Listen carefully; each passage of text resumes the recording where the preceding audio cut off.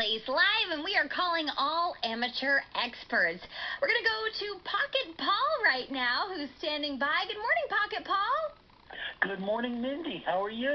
I'm doing great. Always good to hear from you. So we've known for a while that you are an expert on being kind of a Papa Duck to your swans and your ducks. But that is not what you're calling about today.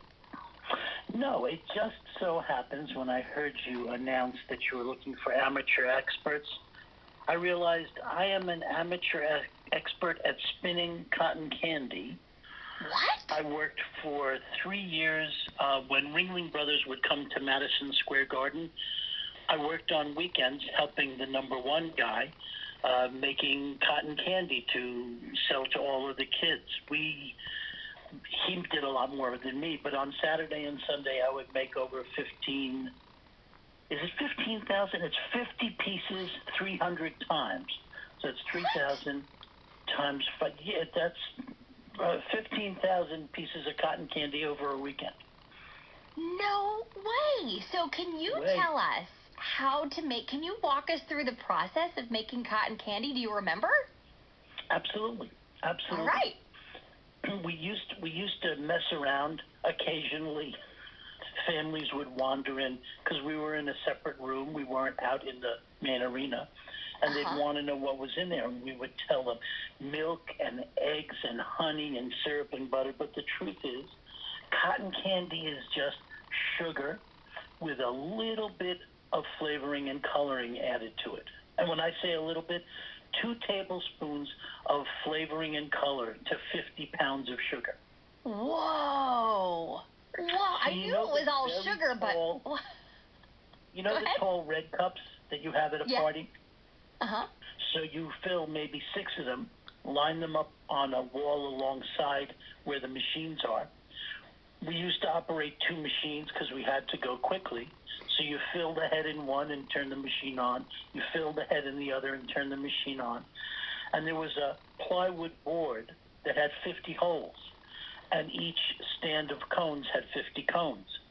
So you would let the first one heat up, and then the second one heat up, and you would spin 1 cotton candy in 1 machine, put it in the board, and by that time, it was ready to be done on the next machine, and you would alternate back and forth. For the first 3 hours on a Saturday, we didn't get to take a break because they needed so much of it. Wow. So cotton candy is made by heating sugar or melting it and then spinning it?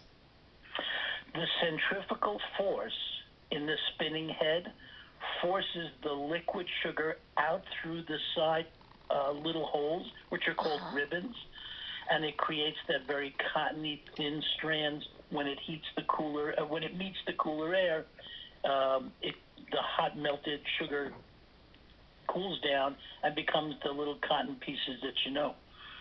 Unbelievable. How many pounds of cotton candy would you say that you ate over those 3 years of making cotton candy professionally? Most probably about 50, because what would happen is by the second hour, my right arm, which is the arm I would spin with, would be totally pink, and my left arm would be about half pink. And since we weren't taking breaks, if you get hungry, the snack you have is a little munch off your arm of some stray pieces.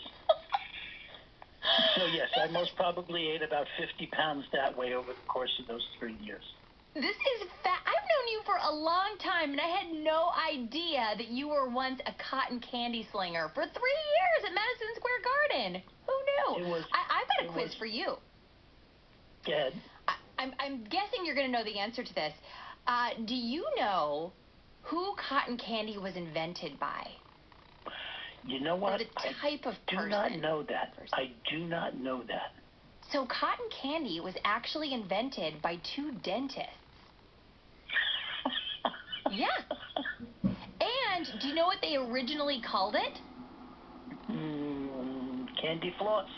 Fairy floss. Very close. Fairy floss. Yes, yes. Before someone else bought the machine and then made it, mass-produced it, and then they changed it to cotton candy. In England, it's still called candy floss. It's still, oh, I did not know that. Yep. All right, and is there, in your expert opinion, is there a best flavor of cotton candy? What's the best flavor? I personally like the cherry red. Personally. I'm with you on that one. I'm gonna take your expert advice on that one. So the next time you go to get cotton candy at an amusement park or Madison Square Garden, you think of our friend Pocket Paul. Now you know how it's made, and you also know the jig is up. It's nothing but sugar. It's pure sugar with a tiny bit of flavoring and a tiny bit of color added. It's been so fun talking to you today. Thank you for calling. Have a great day. One final thing on cotton candy that we should know? Did we cover it all? Do not buy it in the rain. It's a mess. Okay, that's very good advice. Do not buy cotton candy in the rain. Pocket Paul, thank you for calling. Have a great day today. Take care, Mindy. Bye-bye.